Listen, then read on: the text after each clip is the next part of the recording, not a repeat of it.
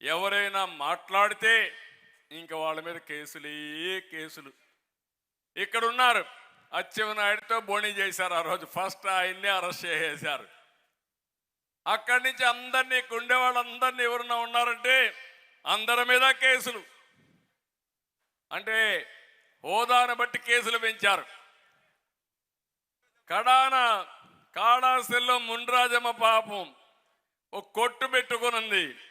లోకేష్ వస్తే అక్కడ పోతా ఉంటే ఆ కొట్లో స్వాగతం పలికింది. ఆవిడ చేసిన పాపం. పడ్డాడు బియ్యపు రెడ్డి. నెక్స్ట్ డే ఆవిడ షాప్ మీద.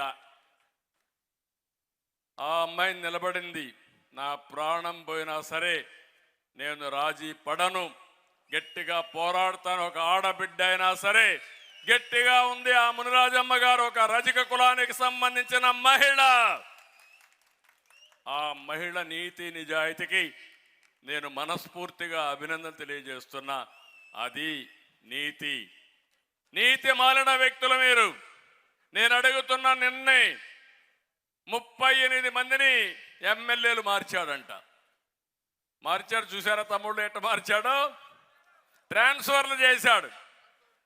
ఈ ఎమ్మెల్యే ఇక్కడి నుంచి ఈ ఊరు నుంచి ఇంకొక ఊరికి ట్రాన్స్ఫర్, ఒక జిల్లా నుంచి ఇంకొక జిల్లాకు ట్రాన్స్ఫర్ అని.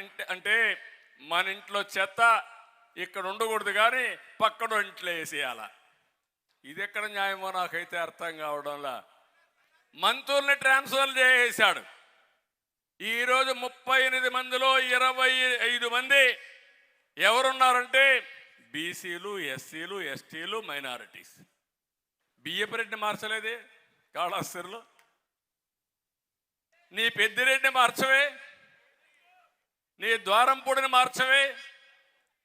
వాళ్ళు మాత్రం మార్చే ధైర్యం నీకు లేదు. అంటే వీళ్ళు చులకన కాబట్టి కడాన బట్టలు ఇప్పిన తను కూడా పాపం ఎక్కడ పోయాడో మనకైతే అర్థం కాల.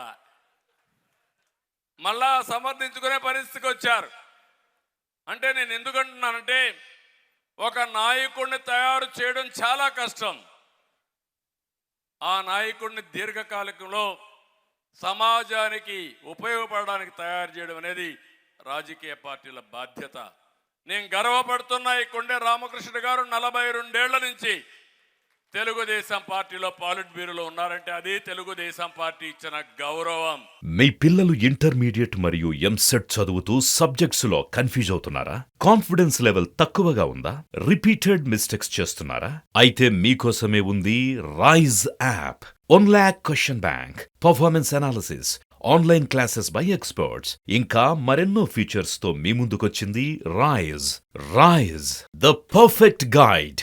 డిస్క్రిప్షన్ లో ఉన్న లింకును ఉపయోగించి సబ్స్క్రైబ్ అవ్వండి.